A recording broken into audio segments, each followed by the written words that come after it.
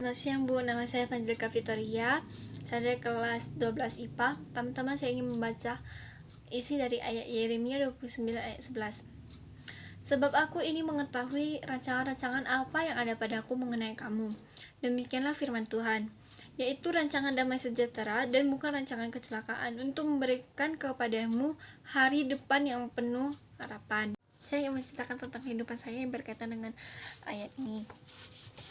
Pada suatu saat keluarga saya mengalami keterpurukan yang berkaitan dengan ekonomi, dan pada saat itu saya berpikir, mungkin ini adalah ujian dari Tuhan. Tuhan pasti merencanakan sesuatu.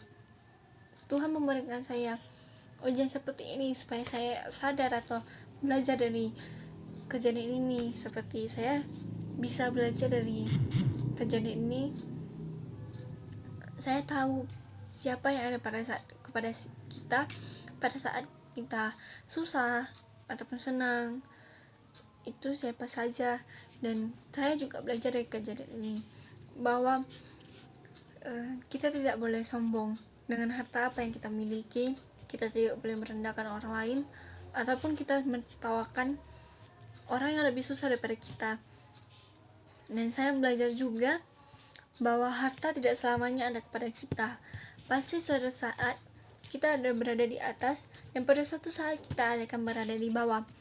Dan saya berpikir, mungkin Tuhan merencanakan sesuatu di masa depan saya. Mungkin Tuhan memberikan saya ujian seperti ini supaya kedepannya saya akan belajar untuk lebih sukses, untuk belajar dengan giat dan menghargai pekerjaan orang tua.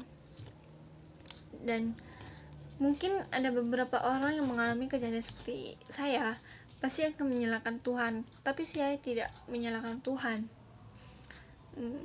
Contohnya seperti misalnya dia mengalami keterpurukan dalam ekonomi atau musibah dalam ekonominya, atau dia memiliki masalah kepada keluarganya, dan dia pasti, jika orang yang menyalahkan Tuhan, dia akan pasti berkata, Tuhan, kenapa engkau melakukan ini kepadaku? Karena itu aku tidak kaya lagi. Pasti ada yang seperti itu.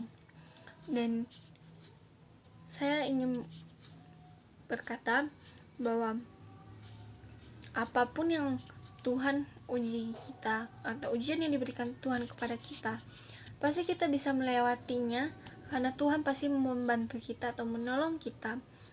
Dan ujian yang diberikan Tuhan tidak melewati batas yang tidak bisa kita lewati.